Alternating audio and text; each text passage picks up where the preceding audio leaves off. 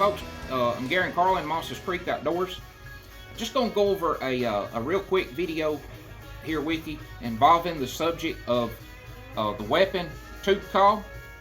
I'm gonna make a few sounds for you with a experiment with a different thickness latex that I got here that's gonna be coming in the near future. Something that I'm gonna plan to offer.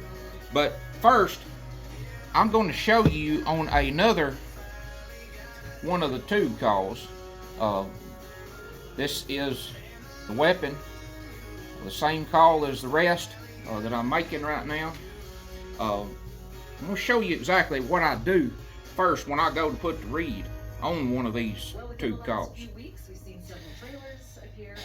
Now these is pre-cut pieces of 4mm latex. What I'm doing when I put that reed on that call, I'm laying it across up here. And of course I'm catching it on one side over here with my middle finger. I'm catching it with my thumb over here on the other side. And I'm letting the edge of that reed be across the front to where it's just barely closing that gap. By the time that you put your O-ring around the mouthpiece up here, it's going to pull the reed back up to just about where it needs to be. And you need just a little bit of a rounded crescent shape on the bottom of that reed. The latex needs to go about right to the corner of the opening or the hole on each side. And then you need that crescent shape. If you ain't got that crescent shape and the reed is straight across, your air is going to escape on each side when you go to blow the call. So I pull just enough tension in that reed that there's no wrinkle in the bottom edge. This wrinkle up here doesn't matter when you're putting it on, because when you put your O-ring on, it's going to pull that reed and it's going to look more like that. So I pull just enough tension across that the bottom edge of it right there is pulled straight. Don't just go pulling, tight or anything, because the call is going to be way too high pitched when you get the O-ring on. But if you pull it across there, like I said, to where there's no wrinkle in that bottom edge, just barely pulling enough tension to do that, the call is going to be in tune, or it's going to be really, really close. But that's how I do that. What I'm experimenting with here is I've been using 4mm latex on the thickness. I've got in a sample pack of some 3mm. And I've been experimenting with it and calling and making some different sounds. And I really like so far how the 3, I like how the 4 performs. I like sounds I get off it, but I really love the 3, and I'm going to check maybe about here soon to come offering the 3mm in another color other than the off-white or the gray, maybe in a green or just some other color, so you can tell the 3mm reed quickly just by glance from the 4mm. But I really like some of the sounds that I get off of the 3mm. It's just a fraction easier to blow, which you can't hardly get as much volume out of the 3mm as you can the 4mm. You can still gobble with the 3mm, but it's not hardly as loud as the 4mm. And of course you can yelp, hen yelp, and do all that, on the 3mm, of course, but it's, again, all the sounds, all the calls, it's just overall not, quite as loud. Of course, sometimes you may not want to call as loud. You may want to call, softer for more close range call. But I'm going to just give you a few sounds here on this. This is the weapon tube call with the 3mm reed. Life's persistent and most urgent question is, what are you doing for others?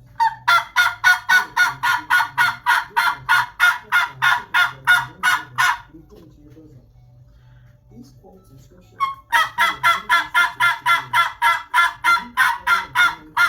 gently used items, we benefit in 5 ways.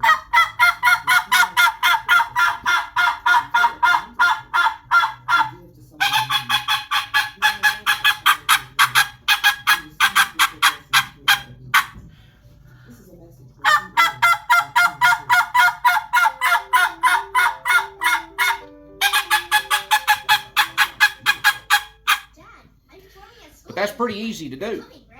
And I'm gonna tell you, if you will learn how to use a tube call like this, you know, any time spent, as I've stated before, any time spent learning to use a tube call is going to be well worth your while out there in the field.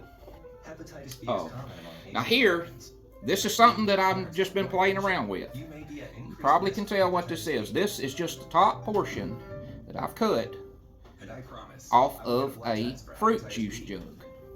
Now, I've tried, you know, making a megaphone or amplifier, whatever you want to call this, out of a number of different things. And I can't get a sound from anything as good as I can this. So I'm going to yelp a few times, and then I'm going to gobble. But when I get ready to gobble, I'm going to put this up to the butt end of the call and let the sound come out through this.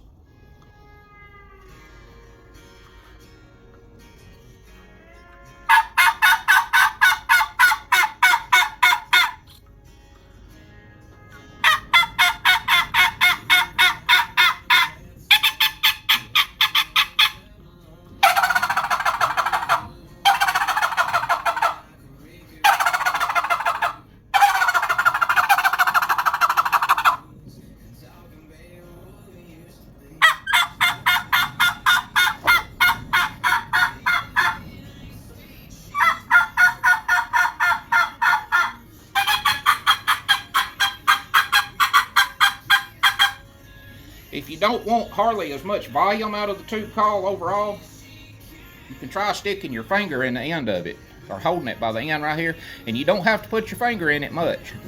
You can only see, I've just barely got the tip of that finger sticking in the end of it. It don't take much, and you will kill about half of the volume. You know, if you want to call softer, maybe like in the woods or something.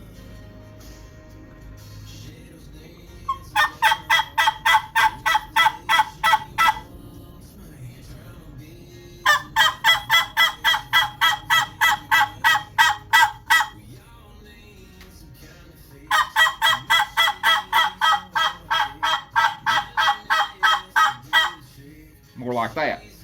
And to do that cutting, I just, you know, I make a few yelps there, and when I get ready to cut, I just go put real quick.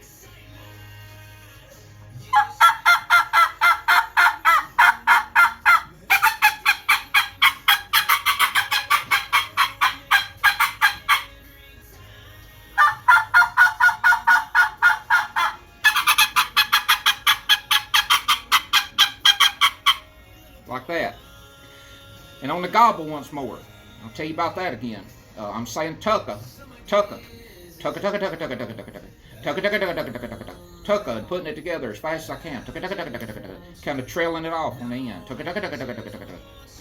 And this, I'm not going to use the megaphone this time. Of course, start the gobble with both hands open, end the gobble with both hands closed.